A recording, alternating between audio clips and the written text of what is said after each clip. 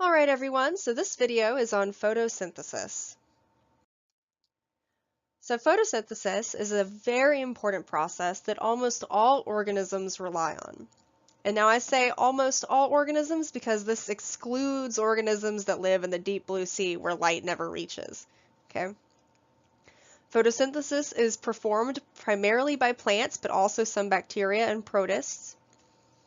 Now, organisms that perform photosynthesis are called autotrophs because they make their own food. They are self-feeding. And we call plants autotrophs. We actually call them photoautotrophs because they use light energy in order to produce food. Humans are heterotrophs, which means that we have to obtain our energy from consuming other organisms. So if you think about it, herbivores get their energy from plants, carnivores eat the herbivores, so they're getting their energy from herbivores, and we eat plants, herbivores, and carnivores, and so that's how we're getting our energy. But we don't make our own food. We don't make our own glucose. We have to eat plants and other organisms in order to obtain glucose. So ultimately, photosynthesis is just the fixation of carbon, and what that means is that you're taking the carbon from carbon dioxide and you're incorporating it into organic molecules. The formula for photosynthesis is down here on the bottom. You'll notice that it looks very similar to cellular respiration, except now glucose and oxygen are your products, and water, carbon dioxide, and energy are your reactants. It's cellular respiration flipped.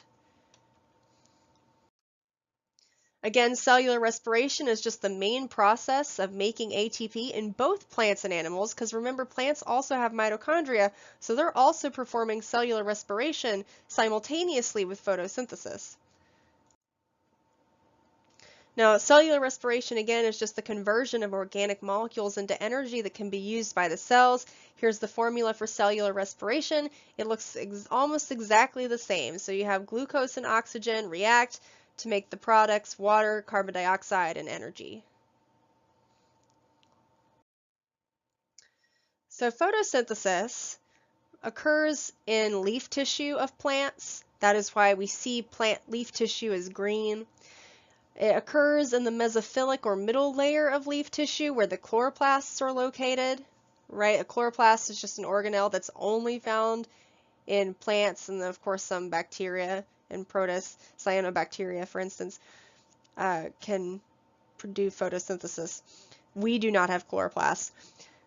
Now, the way that photosynthesis takes place is that you need the diffusion of carbon dioxide into the plant leaf. And so plant leaves have these pores called stomata, and that's how carbon dioxide diffuses in and oxygen diffuses out. You need to be familiar with a chloroplast and all of its different components. You have the outer and inner membrane, and you have these disc-like structures called thylakoids that are stacked upon each other, and the stacks of thylakoids are called grana. Inside the thylakoids are the chlorophyll pigments, and then there's the space around the grana called the stroma, and the inside of the thylakoid is called the lumen.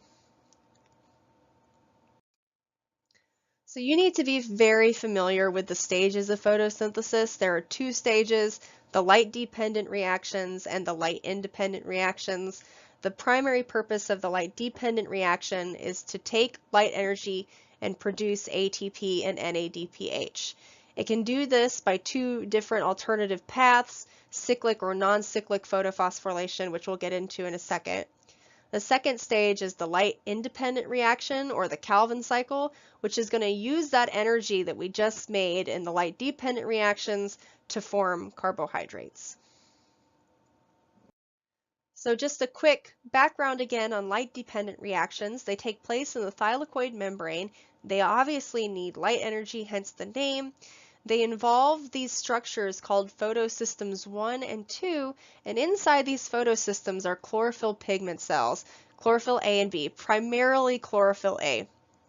And these chlorophyll cells, they absorb red and blue light energy, and they reflect green light. So the reason why we see leaves as green is because they're reflecting that green light, and our eyes are receptive to that light, and we're interpreting it as green at the level of our brain. But the chlorophylls are absorbing the red and blue light and converting that energy into ATP and NADPH. So I want to note here real quick that in the case of photosynthesis, it is NADP plus and NADPH. In cellular respiration, it is NAD plus and NADH.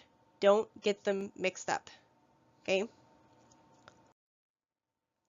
So this is what the inside of a photosystem looks like. Again, you have photosystem 1 and photosystem 2. We generally abbreviate them into PS2 and PS1. Sometimes you'll also see them as P680 and P700.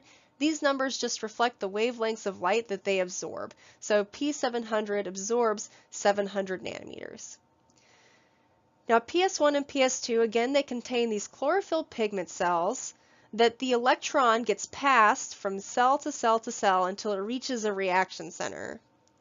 And once the electron reaches the reaction center, it gets boosted to this high energy state, and then it starts being transported across the electron transport chain. So a photosystem is in essence an acceptor molecule that is passing the electron to the next acceptor molecule along the chain. And so I want to also point out that this means that photosystems are oxidizing and sort of reducing agents as well. They kind of go back and forth, right? Because in the case of photosystem 2 is accepting an electron from the splitting of water, and then it's donating its electron to the cytochrome B complex. So they will be reduced and oxidized, right? So again, light-dependent reactions have two alternative paths, non-cyclic and cyclic photophosphorylation. This is referring to non-cyclic photophosphorylation. They have very different products, and you really need to pay attention and be familiar with the different products, okay? So non-cyclic photophosphorylation involves both photosystem 2 and photosystem 1. And so if we look over here at photosystem 2 needs to replace its electron, right? Because it's not cyclic, it's non-cyclic, which means the electron has to be replaced somehow. And it's replaced by the splitting of water into oxygen and a hydrogen ion. So the oxygen gets diffused out of the cell and released into the environment. We breathe it in, and we use it in our cellular respiration. So the splitting of that water is giving the photosystem 2 an electron. The light energy excites that electron through a process known as photoexcitation, and then the electron jumps from chlorophyll pigment to chlorophyll pigment until it reaches the reaction center, where it gets boosted to a higher energy state, and then it gets transferred along the electron transport chain. Now remember that as electrons are passed through the chain, they're losing energy, and that energy is going to be used to pump the hydrogen ions into the thylakoid lumen. Okay? That's going to again create an electrochemical gradient, and then the hydrogen ions are going to want to diffuse through the ATP synthase to produce ATP. So now we have two products. We have oxygen and ATP, or two products of non-cyclic photophosphorylation. But again, as the electron is moving across the chain, it gets to photosystem 1, where it gets further excited by another photon of light, and then it gets transferred to an NADP plus molecule, thereby reducing that molecule into NADPH. So NADP plus is the final electron acceptor in the non-cyclic photophosphorylation electron transport chain. Okay, so non-cyclic photophosphorylation ultimately yields oxygen as a waste product, NADPH, and ATP. Okay. Note, light has to be absorbed twice in non-cyclic photophosphorylation, one in each photosystem. Now if we look at cyclic photophosphorylation, this only involves photosystem 1. It's still a light-dependent reaction, but you only get the absorption of light once in photosystem 1. It only uses photosystem 1. So that means that there's no oxygen produced, and you also don't get the production of NADPH. You only get the production you're only getting the production of ATP because the cyclic photophosphorylation is constantly using that energy to pump hydrogen ions into the thylakoid lumen. The hydrogen ions make that electrochemical gradient. They go through ATP synthase to produce a lot of ATP. ATP is the only product of cyclic photophosphorylation. So again, like I said earlier, you have both non-cyclic and cyclic occurring in a single chloroplast, but on different thylakoid membranes. Okay. The last stage of photosynthesis is the Calvin cycle. This is the light-independent reaction. It occurs in the stroma, and there are 3 stages. So this entire cycle here, we have it for 6 carbon dioxide, 6 molecules of carbon dioxide, and that is because when all said and done, it requires 6 carbon dioxides to produce a single molecule of glucose and also regenerate RuBP. Okay, regenerate 6 RuBP.